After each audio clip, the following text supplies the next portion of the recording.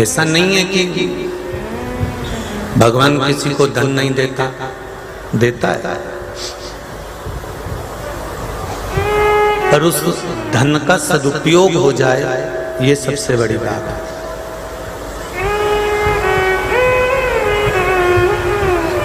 तन दिया, शरीर दिया, इस शरीर का सदुपयोग हो जाए ये सबसे बड़ी बात है।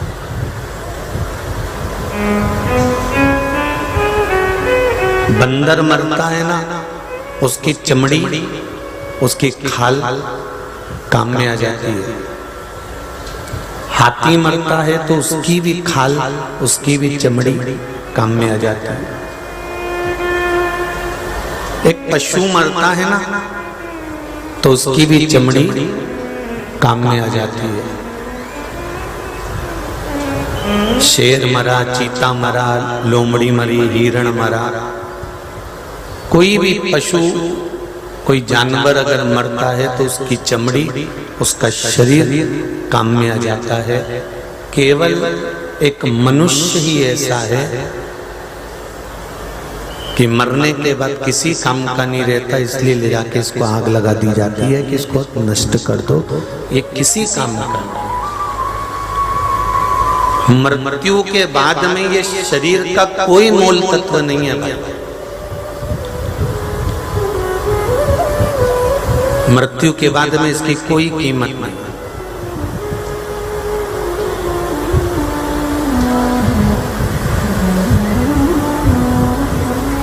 इसका मोल तत्व समाप्त हो जाता है। जीते जी मनुष्य को अपनी कीमत समझना चाहिए।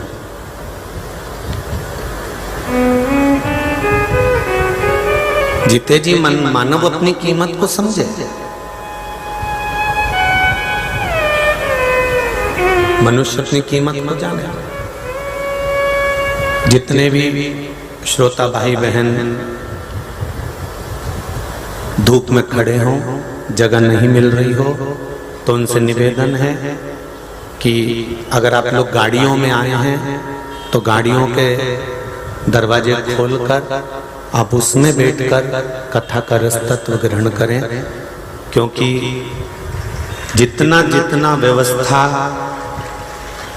जजमान परिवार कर सकता है, एक पंडाल, दो पंडाल, तीन पंडाल, चार पंडाल, और कल रात को हम देख रहे थे कि पंडाल के भी साइड में और साधारण टेंट बढ़ा दिया है, इधर भी बढ़ाया, उधर भी बढ़ाया, पर आप लोगों की संख्या ज्यादा है।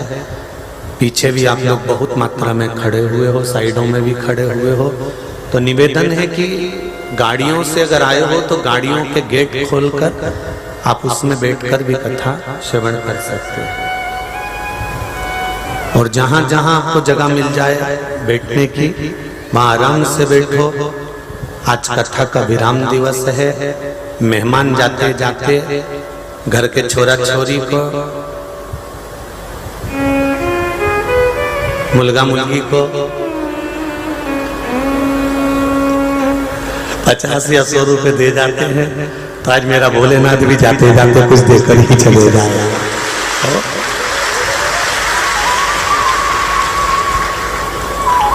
शिव है वो, शंकर औघड़ी।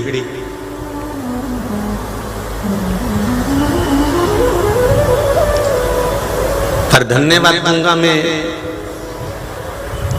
परली बैजनाथ के सभी श्रोता भाई बहनों को, संपूर्ण सोमानी परिवार को, और इस कथा में प्रत्यक्ष अप्रत्यक्ष से जो सेवा दे रहे हैं उनको, और पूरी प्रशासन को।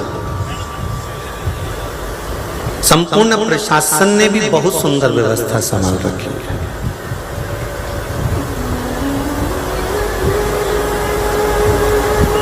सोमानी जी माहेश्वरी समाज से हैं, तो संपूर्ण माहेश्वरी समाज को भी मैं बहुत बहुत साधुवाद दूंगा कि सोमानी जैसे हीरे आपकी माहेश्वरी समाज के अंदर है। आपकी माहेश्वरी समाज के अंदर सोमानी जी जैसे हीरे हैं, जिन्होंने महेश के वंश में जन्म लेकर भगवान महेश की संतान होकर भगवान महेश की कथा करवाकर संपूर्ण बैजनाथ को शिवमय कर दिया। उसके लिए बहुत बहुत सारा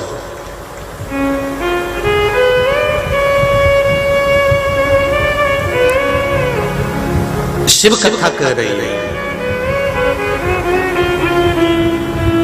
जानवर पशु इनके शरीर की चर्म बाद में काम आ सकती है, पर मनुष्य के शरीर की चर्म किसी काम की नहीं रहती।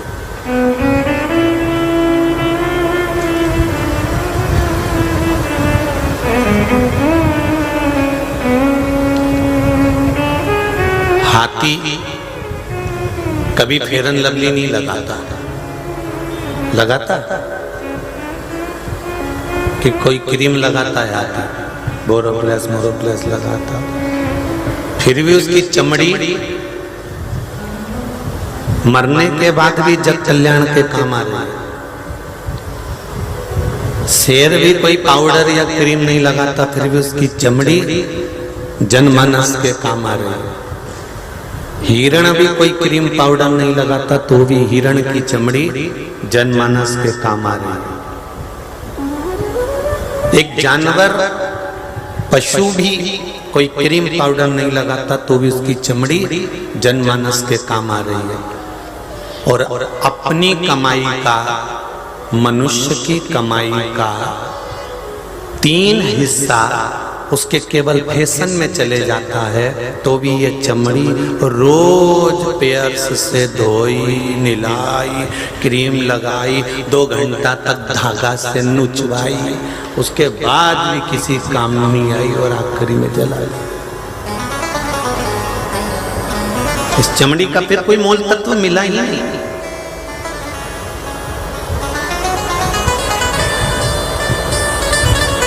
इस चमड़ी का फिर कोई लक्ष्य तत्व रहा ही नहीं। जिंदा हो, जीवित हो, तो परमात्मा की भक्ति में लगे रहो। बड़ी मुश्किल से भगवान के द्वारा ये शरीर मिलता है और बड़ी मुश्किल से हम भगवान का भजन कर पाते हैं। बहुत कठिन है भगवती से।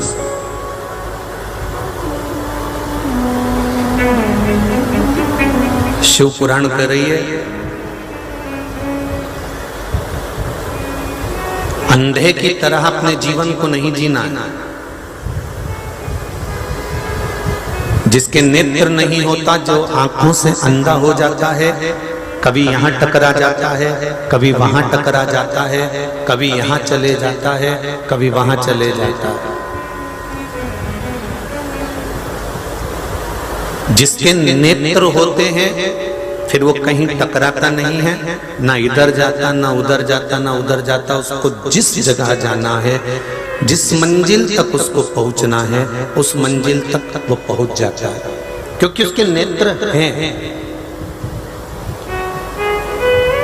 उसकी आंखें हैं, नेत्र हैं, इसलिए वो मंजिल तक पहुंच रहा, इसलिए वो मंजिल तक जा रहा। अगर नेत्र नहीं होते, आंखें नहीं होती, तो वो यहाँ टकराता, वहां टकराता, खंबे से, दीवार से, स्पीकर से, कहीं ना कहीं टकराता रहता।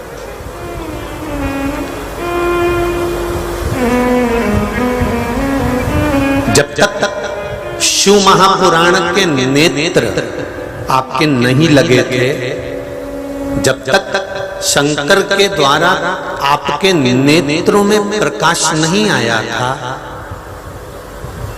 शिव के द्वारा आपके नेत्र प्रकाशित नहीं हुए थे, तब तक आप बहुत भटक लिए।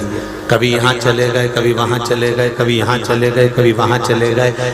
यहाँ से काम नहीं बना तो वहां पहुंच गए, वहां से काम नहीं बना तो वहां पहुंच गए।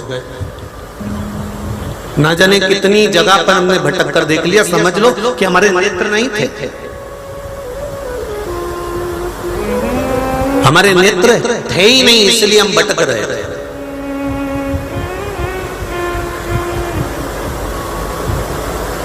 और अब भगवान ने अगर शिव महापुराण के माध्यम से हमारे नेत्र खोल दिए हैं, जितने लोग आस्था पर सुन रहे हैं, जितने फेसबुक यूट्यूब पर सुन रहे हैं, और जितने लोग परली बैजनाथ की इस पावन धरा पर सुन रहे हैं, बाबा बैद्यनाथ की भूमि पर सुन रहे हैं, उनसे निवेदन है, अगर भगवान ने हमारे नेत्रों में प्रकाश दे दिया है, शिव महापुराण रूपी प्रकाश हमारे नेत्रों में अगर पहुंच गया है, तो इस चीज का स्मरण आपके जीवन में रहे कि अब हमको भटकना नहीं है। थोड़ा सा भी दुख आया, थोड़ी सी भी तकलीफ आई, थोड़ा सा भी कष्ट आया, हमें दूसरे के हाथ नहीं जोड़ना है, हमें दुनिया वालों के सामने जाकर गिड़गिड़ाना नहीं है, हमें दुनिया वालों के सामने जाकर हाथ नहीं जोड़ना है, हमें दुनिया वालों से जाकर नहीं कहना है, अगर हमारी जिंदगी में थोड़ा सा भी दुख आया है, थोड़ी सी भी तकलीफ आई है, थोड़ा सा भी कष्ट आया है, तो हमको एक काम करना है, उस ओघड़दानी त्रिकालदर्शी मेरे शंकर के पावन चरणों में जाकर बैठ जाना है और अपने दिल की बात उससे कह देना है, अपने हृदय की बात उस परमात्मा से कह, अपने चित्त की बात उस भगवान से कह दो।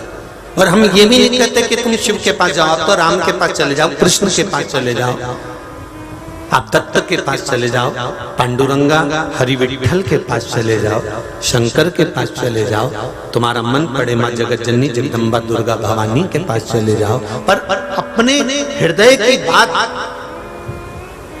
अपनों से ही कहते हैं।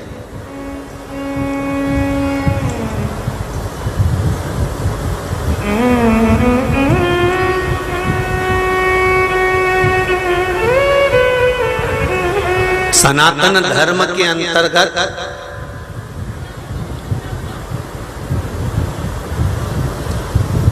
इतने देवी देवता हैं, 33 कोटि देवी देवता हमारे सनातन धर्म के अंदर है। उसके बाद भी आप अगर 33 कोटि देवी देवता को छोड़कर दूसरे के दरवाजे पर भटक रहे हो, तो समझ लेना तुम्हारी आंखें नहीं है, तुम अंधे हो। आज भी अंधे हो। अगर 33 कोटि देवी देवताओं को छोड़कर भी हम भटक रहे हैं, तो ये हमारे नेत्र नहीं है।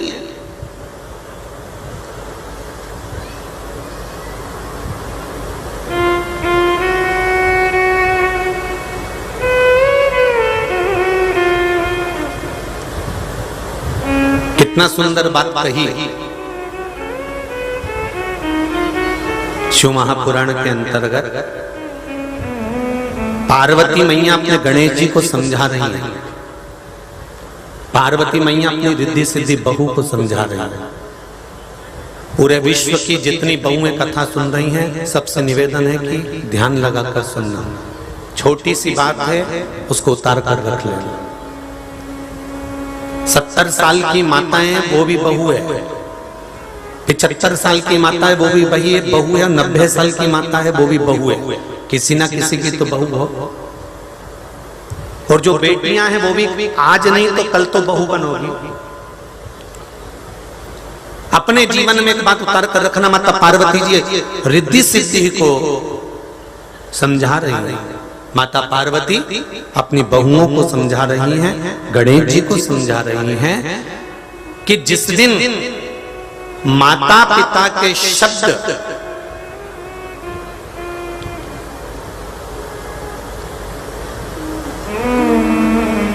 जिस दिन माता पिता के शब्द बुरे लगने लगे और दूसरों के शब्द अच्छे लगने लगे, समझ लेना तुम्हारे को बर्बाद होने से कोई नहीं रोक सकता।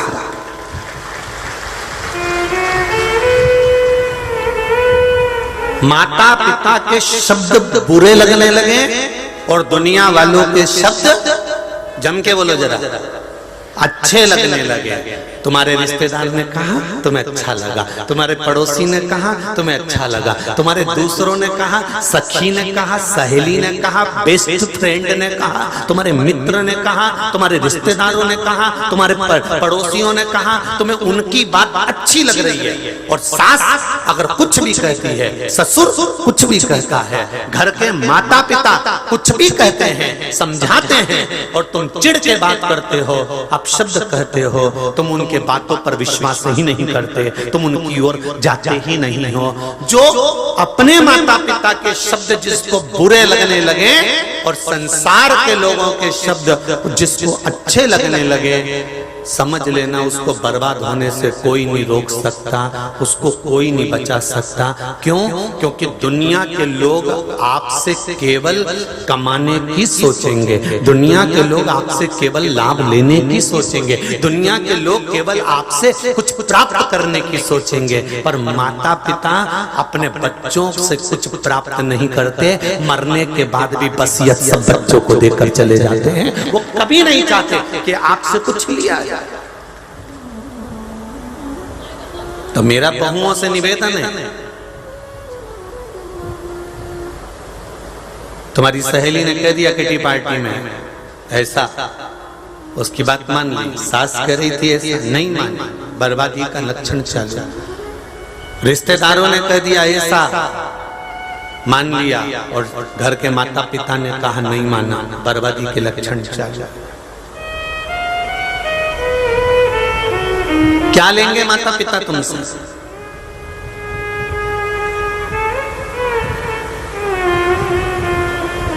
बुजुर्ग माता यहाँ कथा सुनने भी आई हुई हैं। मैं इनसे पूछना चाहूंगा, आप में से कितनी माताएं जो अपने बच्चे से कही होंगी कि मुझको 500 रुपए दे दे, मैं परली बैजनाथ जा रही हूं? किसी ने नहीं मांगा होगा। उल्टा छोरा छोरी कहीं जाए तो बूढ़ी बूढ़ी माओं के जब पांव पड़ने आते हैं तो वो पर्स खोल के उसमें से 200 रुपए निकाल के दे देती है, छोरा बच्चों को कुरकुरा खिला दीजिए, वो ले जा, इसको तो थोड़ा सा टॉफी वहां पे खिला देना, ले जा। उल्टा बूढ़े माँ बाप अपना पर्स खोलकर नवयुवन बच्चों को, बहुओं को, बेटा बेटी को पैसा दे देते हैं। पर कोई बूढ़ा, कोई बुजुर्ग माता पिता अगर कहीं जा रहे होते हैं तो वो ये आस लेकर नहीं जाते कि मेरा बच्चा मुझे यहाँ पहुंचाएगा, मेरा बच्चा ऐसा करेगा। वो तो अपनी पहले देख लेते हैं कि अपनी गठरी में थोड़ा बहुत है तो उसका मन करता है कि अब जाना है, मैं परली बैजनाथ जा रही हूँ कथा सुनने। तो मम्मी गाड़ी की व्यवस्था, वो पड़ोस वाली काकी जी है ना, उनने गाड़ी कर ली है, हम चले जाएंगे, हो जाएंगे। पैसा कौन देगा आपको, उसकी चिंता तू मत कर, हमने सब बात कर ली है, हम तो चले जाएंगे, कथा सुनना है, 7 दिन का आनंद लेना है और आ जाएंगे। उसमें क्या दिक्कत है जीवन का? किसी बुजुर्ग ने, बूढ़े बुढ़े भी यहाँ पर बैठे हुए हैं, बुजुर्ग माताएं भी यहाँ बैठी हैं, बुजुर्ग लोग भी बैठे हुए हैं। एक बुजुर्ग माता तो यहाँ पर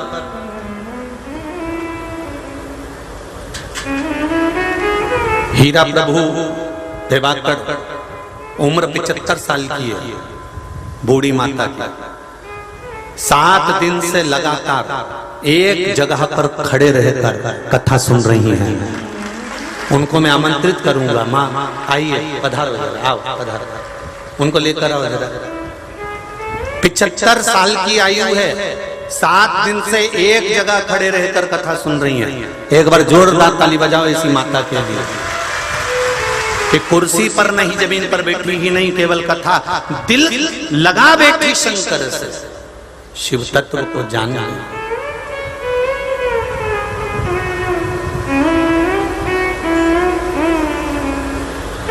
शंभु शरणे मांगू घड़ी घड़ी, दुख काटो दया करी निदर्शन आपो, दया करी निदर्शन आपो। शंभु शरणे मांगू घड़ी घड़ी, दुख काटो दया करी दर्शन आपो। जोरदार ताली बजाओ माता के लिए। 75 वर्ष की आयु है, 7 दिन से लगातार एक जगह पर खड़े होकर, बैठी नहीं, खड़े रहकर कथा का रसतत्व ग्रहण कराए। दुपट्टा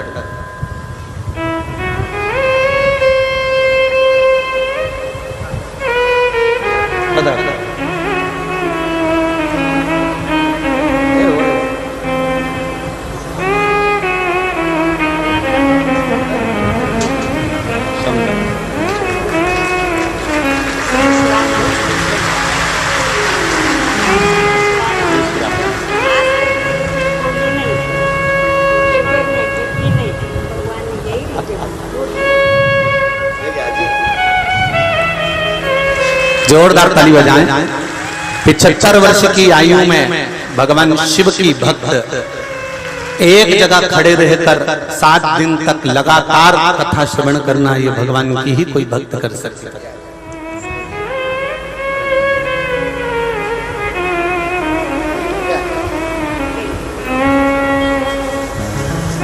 ले जाओ इसे।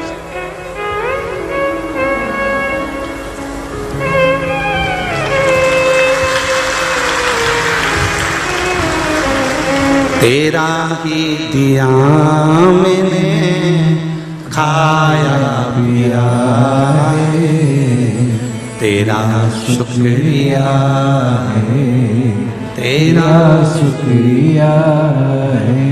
मुझे भोले बाबा ने बहुत दे दिया है, तेरा शुक्रिया है, तेरा शुक्रिया है।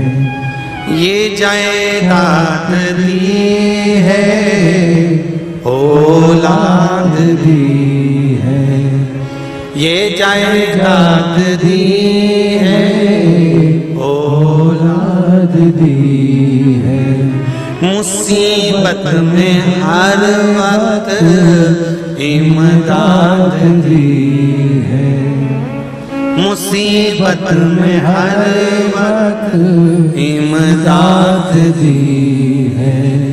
तेरा ही दिया मैंने खाया पिया है, तेरा शुक्रिया है, तेरा शुक्रिया है। महाराज शिव कथा कर रहे हैं, भगवान शंकर की कथा करिए। सनातन धर्म में इतने देवी देवता हैं, उनको छोड़कर अगर हम दूसरे पंथ की ओर जाते हैं, दूसरे धर्म की ओर जाते हैं, दूसरी ओर जाते हैं, तो हमारा जीवन बेकार। क्यों छोड़े हम क्यों दूसरे की माना? ब्रह्मा जी ब्रह्मलोक में रहते हैं, भगवान विष्णु वैकुंठ लोक में रहते हैं, इंद्र देवता इंद्र लोक में रहते हैं। मेरा शिव, मेरा ओघड़दानी, मेरा शंकर, मेरा त्रिकालदर्शी, मेरा कैलाशी, मेरा अविनाशी, मेरा शंभु मृत्यु लोक में रहता है। क्या उनको वैकुंठ अच्छा नहीं लग रहा था? क्या शंकर भगवान को वैकुंठ प्रिय नहीं था? क्या शंकर भगवान को इंद्रलोक प्रिय नहीं था? क्या शंकर जी को ब्रह्मलोक प्रिय नहीं था? आप में से कई लोग ऐसे होंगे जिनको टूटा झोपड़ा अच्छा लगता होगा, नहीं तो सब शंकर जी से कहते होंगे मेरा भी मकान बना देना भोलेनाथ।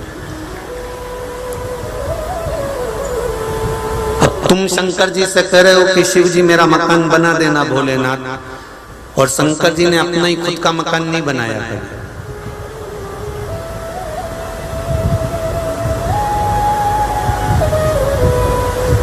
पार्वती जी ने कई बार कहा कि एक महल बना लेते हैं, तैयारी कर लेते हैं। शंकर भगवान बोले अगर महल बनाएंगे तो अहंकार आएगा, इसलिए महल बनाने की जरूरत नहीं है, और महल बनाना पड़ेगा तो हमको शमशान छोड़कर दूसरी जगह ना जाना पड़ेगा।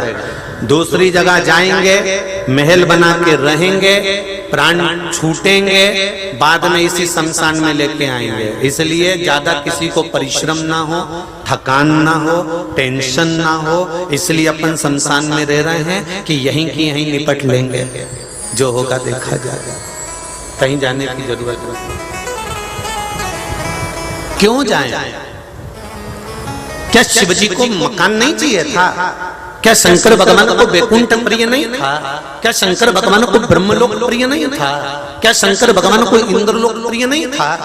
शंकर भगवान जैसे भगवान विष्णु को वैकुंठ प्रिय है, भगवान कृष्ण को गौलोक धाम प्रिय है, ब्रह्मा जी को ब्रह्मलोक प्रिय है, इंद्र को इंद्रलोक प्रिय है, सब देवताओं को अच्छा अच्छा स्थान प्रिय है।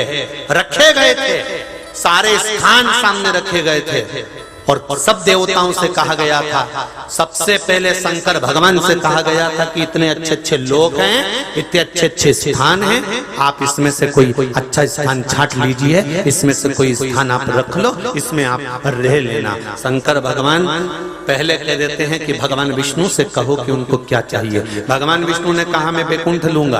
ब्रह्मदेव से कहो ब्रह्मलोक क्या चाहिए, ब्रह्मा जी ने कहा मैं ब्रह्मलोक रहूंगा। इंद्र से कहो इंद्र क्या चाहिए, इंद्र कहते इंद्रलोक रहूंगा। सारे लोग सबने ले लिए। तब देवता 33 कोटि देवता खड़े होकर शंकर भगवान की स्तुति कर कर बोले, क्या आप कुछ नहीं लोगे, आप कहाँ रहोगे? शंकर भगवान कहने लगे, मेरे रहने की मत सोचो, मेरे रहने की चिंता मत करो, मेरे रहने का टेंशन मत करो। जिस जगह पर मनुष्य जन्म लेगा, जीव जन्म लेगा, जलचर थलचर वायुचर का जीव, जितने जीव यहाँ जन्म लेंगे, पृथ्वी लोक पर 84 लाख योनियां है। ये योनियां जन्म लेती हैं, मरती हैं, जन्म लेती हैं, मरती हैं। भगवान शंकर कहते हैं उस मृत्यु लोक में मुझे रहना है। क्यों? तो भगवान विष्णु ने पूछा आप अच्छी जगह छोड़कर ये मृत्यु लोक में क्यों रहना चाहते हो? शंकर भगवान बोले, घर का जो बाप होता है, घर की जो माँ होती है, वो कमरे के अंदर नहीं सोती, हॉल में सोती है। क्यों? क्योंकि जब बुजुर्ग हो जाते हैं, बड़े हो जाते हैं, कौन आया कौन गया, कौन सी बहू को तकलीफ है, कौन से बेटे को तकलीफ है, पोते को किसका पेट दुख रहा है, किसका सिर दुख रहा है, घर के बुजुर्गों को बहुत मतलब होता है।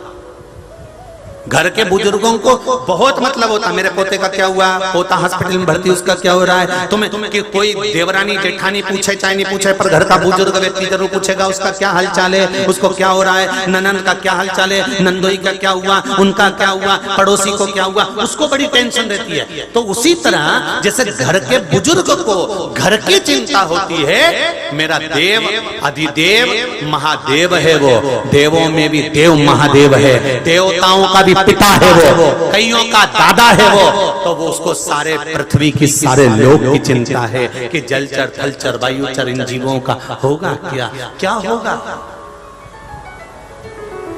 कितना सुंदर संवाद है, ध्यान देना। हाथी का पांव पकड़ लिया मगर ने, भागवत में सुनिए सबने। हाथी का पांव पकड़ लिया ग्रह ने, गज का पांव ग्रह ने पकड़ लिया, छोड़ता नहीं है, खींच कर ले जा रहा है पानी।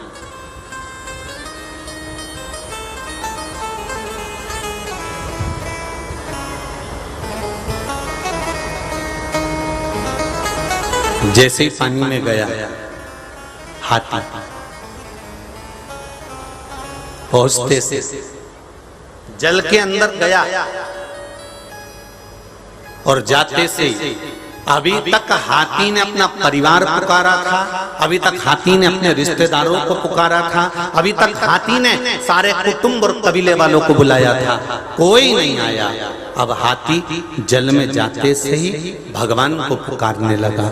जब भगवान को पुकारने लगा, भगवान आए मेरे चरण को बचाएं। भगवान जब जाने लगे, वैकुंठ से जब मेरे नारायण जा रहे थे, गरुण पर बैठ कर जा रहे थे, उसी समय कैलाश के पास में से मेरे भगवान जब निकले,